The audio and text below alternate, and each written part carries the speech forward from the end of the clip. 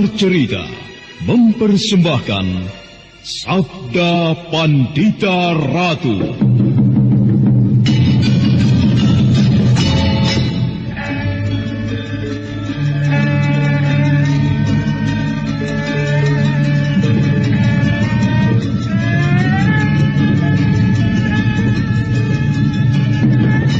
Kureguk anggur Mahadewa, kucicipi madu sabdanya. Bumi kuremas dalam genggamanku, matahari dan rembulan kutelan dalam perutku. Apakah mungkin aku akan menjadi bunga yang bisa kau petik dan kau sunting? Sementara jika layu, akan kau campakkan begitu saja, seperti cermin retak yang tak berharga.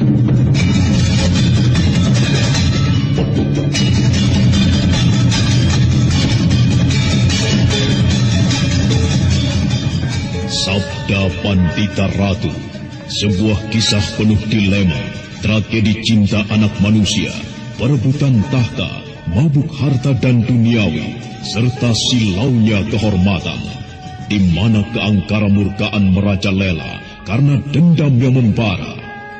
Kisah ini berlatar belakang berdirinya Singasari. Ken Arok, dialah pemuda yang merekuk pahit getirnya kehidupan. Namun sebenarnya, dialah yang harus melaksanakan sabda-sabdanya. Perjalanan sengsaranya adalah awal untuk meraih keberhasilan, untuk menuju kejayaannya di saat Singasari berdiri. Apakah cita-citamu itu, Kenomang? Aku ingin mengubah nasibku. Aku bosan dengan kehidupanku selama ini yang terlunta-lunta, akrab dalam pelukan kemelaratan. Kadangkala aku berangan-angan, aku adalah seorang istri dari Patih. Bahkan lebih gila lagi, aku berangan-angan, andai kata aku adalah seorang permaisuri, maka akan terhapus semua masa silamku, terhapus lenyap, tidak bersisa semua kenangan buruk yang kumiliki. Itulah cita-citaku, Kakang Ken Arok. Bagaimana dengan kau, Kakang? Aku ingin menjadi seorang raja.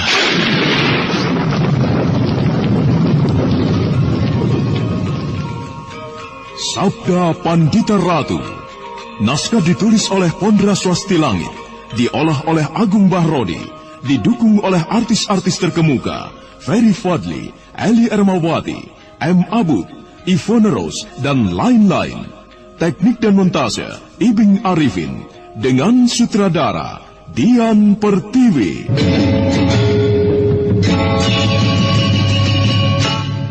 Sabda Pandita Ratu, kali ini dalam episode ke-13 dengan judul Senja di Pasetran.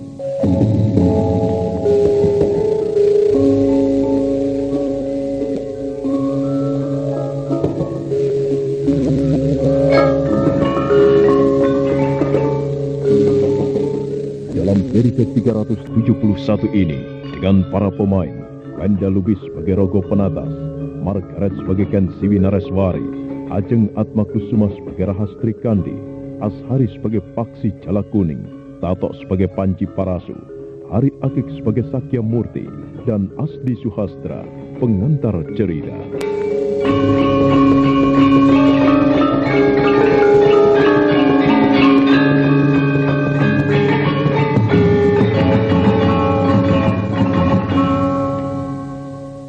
Di tempat beberapa tiang gantungan, beberapa orang nampak terkulai lemas seperti tak bertenaga. Mereka baru saja mengalami siksaan sangat kejam dari pengikut-pengikut umat Durga Prabandari.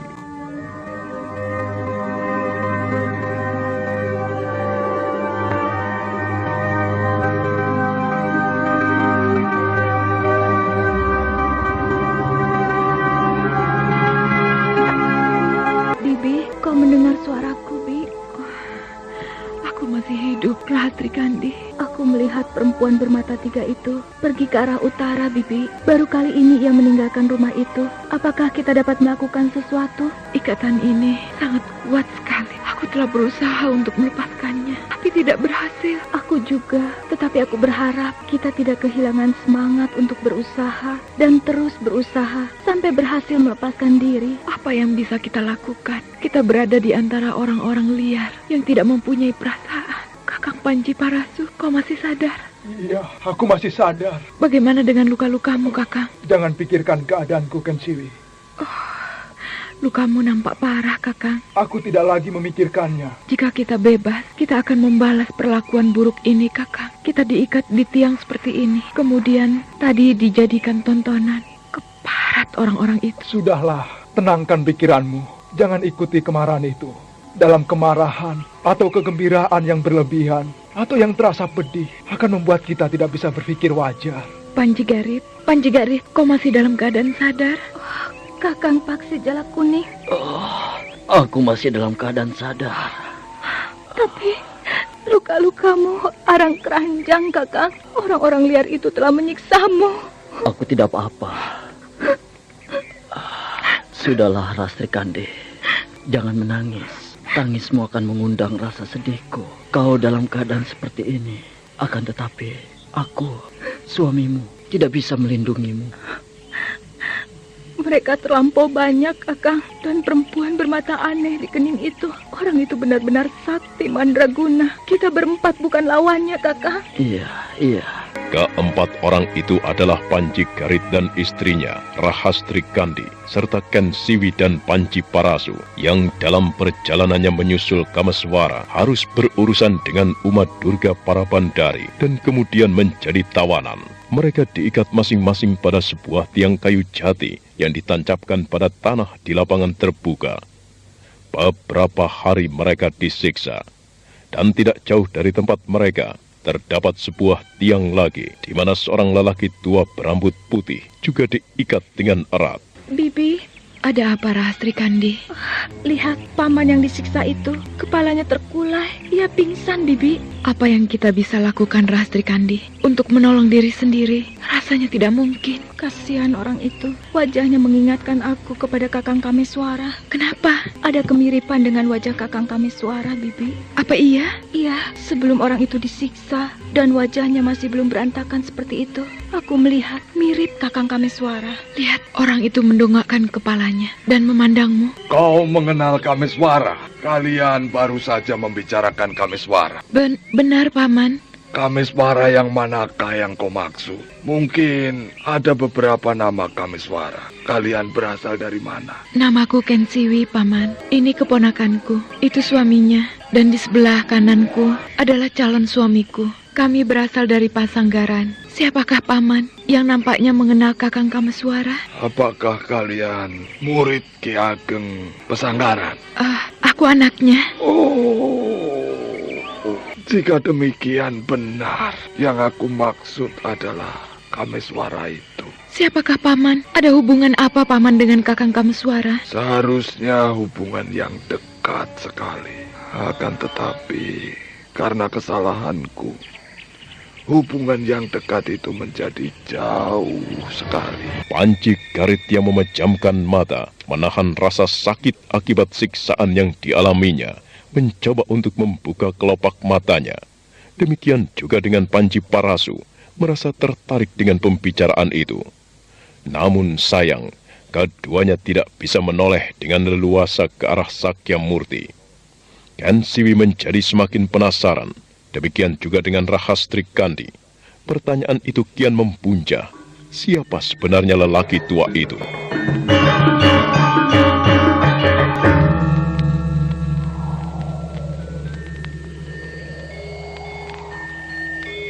Paman? Jadi benar Paman mengenal Kakang Kameswara? Iya, aku mengenalnya. Aku mengenal nama itu. Ketika masih bayi, ia bernama Surya Medari. Dan kemudian ketika dewasa, Ki Ageng Pesanggaran atau Ki Ageng Kanigara di Pesanggaran telah memberinya sebuah nama baru, yaitu Kameswara. Sebuah nama yang bagus. Lalu siapakah sebenarnya Paman? Sebenarnya aku ingin mengenalkan diriku kepadamu, Nini. Akan tetapi aku merasa tidak pantas. Mengapa harus merasa tidak pantas? Mungkin sulit kau mengerti. Akan tetapi sangat bisa kurasakan. Tidak pantas, Nini. Nah, sudahlah. Aku cukup merasa senang bisa berkenalan dengan Nini dan teman-teman yang adalah sahabat Kameswara. Jika ada yang kusedihkan adalah mengapa kalian tertawan di tempat ini. Kalian masih muda. Kalian seharusnya tidak mengalami perlakuan buruk semacam ini. Aku sudah tua. Aku sudah bisa mengesampingkan rasa sakit dan perih. Tidak jadi soal aku dihajar babak belur seperti ini. Ya, hitung-hitung ini adalah hukuman atas perbuatanku. Paman semakin membuat aku merasa penasaran. Tolong ceritakan kepadaku, siapakah Paman? Jangan, Nini. Aku tidak sanggup. Aku tahu, Bibi. Apa maksudmu? Paman itu tentu ayah kandung Kakang Kameswara. Benarkah? Hanya ayah kandungnya yang mengetahui dengan sebenarnya bahwa nama Kakang Kameswara adalah Surya Medari.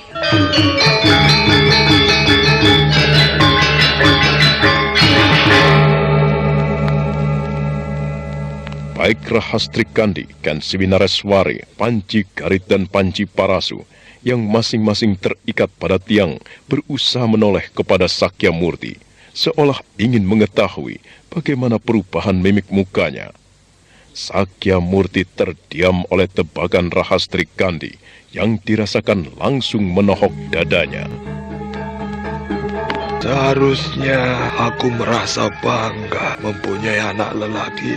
Ia seorang pemuda yang tampan dan gagah. Lebih dari itu, ia mempunyai kesaktian yang tinggi. Masih muda tetapi sakti mandraguna. Seharusnya aku bangga menjadi ayahnya. Apakah Paman tidak merasa bangga? Aku tidak pantas menjadi ayah pemuda itu. Mengapa, Paman? Aku tidak pantas. Jika anak itu tidak sudi mengakui aku adalah ayahnya, adalah memang pantas karena perbuatanku. Mengapa, Paman? Paman jangan ragu, ceritakan pada kami. Masa mudaku adalah masa-masa aku bergelimang dosa. Perbuatanku terkutuk dan menyebar di mana-mana. Adalah wajar jika Kameswara tidak sudi menganggapku sebagai ayahnya. Karena aku sendiri merasa aku ini seekor binatang.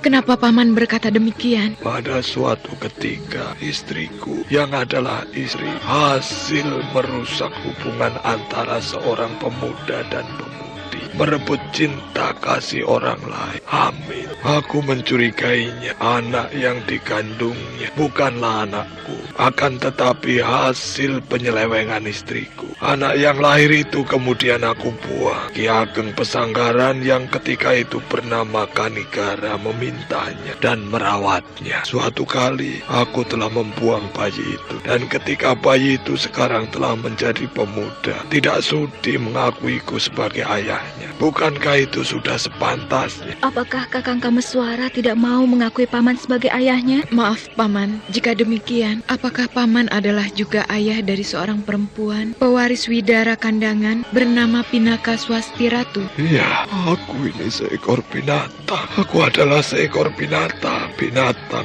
paling menjijikkan itulah aku. Aku ini binatang. Aku memuja dan mengumbar nafsu seorang perempuan cantik, menjadikanku gila dan liar karena ia tidak mau melayani kehendakku. Ia malah memilih salah seorang adikku, lalu aku perkosa dia, dan kemudian sebagai buahnya lahirlah seorang perempuan. Dan ketika perempuan itu telah dewasa, ia datang kepadaku, menghujatku. Pedangnya melintang di depan dadanya, siap menyambar tubuhku. Baru sekarang aku melihat Betapa menyenangkan andai kata aku bisa mati untuknya. Inilah aku. Inilah aku, Nduk. Namaku Sakyamurti. Bukan manusia, tetapi binatang hina. Apakah Paman menyesali perbuatan yang pernah Paman lakukan? Menyesal. Ribuan rasa penyesalan membuncah di dadaku. Tetapi, rampungkah dengan penyesalan? Penyesalan tidak menghapus semuanya. Penyesalan tidak menghapus apa yang pernah kulakukan. Penyesalanku bertumpuk-tumpuk, Nini. Akan tetapi, perbuatanku memang tidak termaafkan. Tidak, Paman. Aku melihat Paman justru telah menyesal. Itu sangat penting. Bahwa Paman telah mengubah perilaku, itu penting. Justru jika Paman masih menjadi, maaf, seperti yang Paman sebut binatang, maka Paman lelaki yang tidak baik. Akan tetapi, betapa ingin aku memeluk mereka. Betapa aku merindukan untuk dapat memeluk mereka, anak-anakku. Semuanya bagaikan angan-angan yang tergantung di langit. Tidak akan pernah kesampaian. Jangan berkecil hati, Paman. Kau mengenal Kakang Kameswara. Aku yakin kerinduan Paman akan menjadi kenyataan. Kakang Kameswara pasti akan menempatkan Paman di tempat yang seharusnya, yaitu ayah kandungnya, perantara kelahirannya di dunia ini. Sakyamurti termangu. Dia adalah tokoh utama dari persoalannya sendiri. Dia dapat merasakan dan membayangkan adalah merupakan suatu kemustahilan. Kameswara atau Pinaka Swasti Ratu akan menerima kehadirannya dengan tulus sebagai ayahnya. Mustahil. Sakyamurti memejamkan mata. Maaf, Paman. Pertanyaan-pertanyaan ini telah mengusik hati Paman. Tidak apa-apa. Ada yang datang. Wah, wajahmu benar-benar tampan sekarang. Sulit untuk membedakan mana yang hidung, mana yang pipi. Mengapa kau memalingkan muka dariku? Hah? Kurang ajar. Aku sayat-sayat mukamu. Wajahmu akan semakin tidak karuan. Tahu? Kalau kau ingin melakukan, lakukan saja. Mau bunuh, silakan. Aku tidak takut mati. Bah, kurang ajar. Rasakan ini untuk keberanianmu meludahiku. Lagi? Mau lagi? Bunuh saja aku. Aku tidak takut mati. Bunuh kami semuanya. Kalau kau merasa dirimu lelaki buas. Buas? Iya. Aku buas. Aku adalah lelaki buas. Bagaimana andai kata istrimu itu aku perkosa?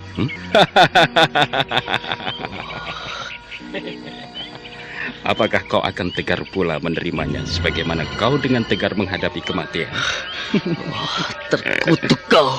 Bunuh saja aku. Bunuh kami. Ini rasakan. Tidak bisakah kau tersenyum sedikit kepadaku? Kau cantik sekali di Ajeng, tetapi sayang sekali kau tidak menaruh perhatian kepadaku. Seekor kuda betina akan menaruh perhatian kepadamu. Apa? Kuda betina? Kau kudanya. Setan! Ini untukmu. Cih! Setan! Rogo Penata sangat kesal dengan kelakuan Ken Siwi. Wajahnya merah padam, sementara Ken Siwi memandang terus dengan pandangan menantang. Kami adalah orang-orang jantan. Kami tidak takut mati. Bunuh saja kami semua kalau kau berani. Kalian akan dijadikan korban persembahan untuk sebuah upacara yang akan diselenggarakan besok malam. Persembahan kepada Hyang Batari Durga, Ratu Kegelapan Malam. Sang Ratu Uma Durga akan marah kepadaku jika aku membunuhmu. Bersabar sajalah. Kalau kau menginginkan kematian, besok malam kalian akan merasakan kematian itu. Lihat orang-orang yang sedang sibuk di sana itu. Mereka sedang mempersiapkan sebuah upacara untuk kalian.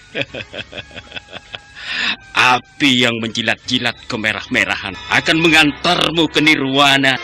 Aku tidak takut. Bagus. Hadapilah dengan tabah. Bagaimana denganmu, Nyai? Apakah kau juga dengan tegar akan menghadapi kematian? Aku tidak takut mati. Tidak takut mati? Semuanya tidak takut mati. Bagus. Ya, semuanya tidak takut mati. Aku senang. Sekarang kalian mengatakan tidak takut mati. Namun nanti ketika api mulai berkobar, kalian akan menampakkan perasaan yang sebenarnya. Ketakutan. Tetapi dengar. Kalau kalian mati, kematian itu akan sia-sia. Nanti malam, tengah malam, bersiaplah. Ada seseorang yang akan membebaskan kalian. Kalian harus mau mendengar petunjukku kalau kalian ingin selamat dari tempat ini. Orang-orang jantan. Kalian benar-benar orang-orang jantan. Bersiaplah menghadapi kematian. Bersiaplah menghadapi kobaran api. Bersiaplah untuk menjadi persembahan kepada Hyang Batari Durga.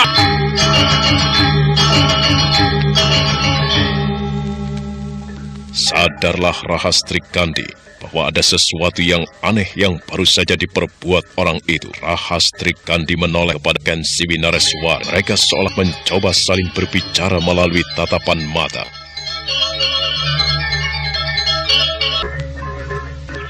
Bibi, apa maksud orang itu tadi? Aneh, ada yang aneh. Nampaknya ia memberitahu sesuatu kepada kita. Ya, ia menyampaikan sesuatu secara tersamar kepada kita. Tadi ia mengatakan nanti malam, tengah malam akan ada yang berusaha menolong. Bukankah demikian?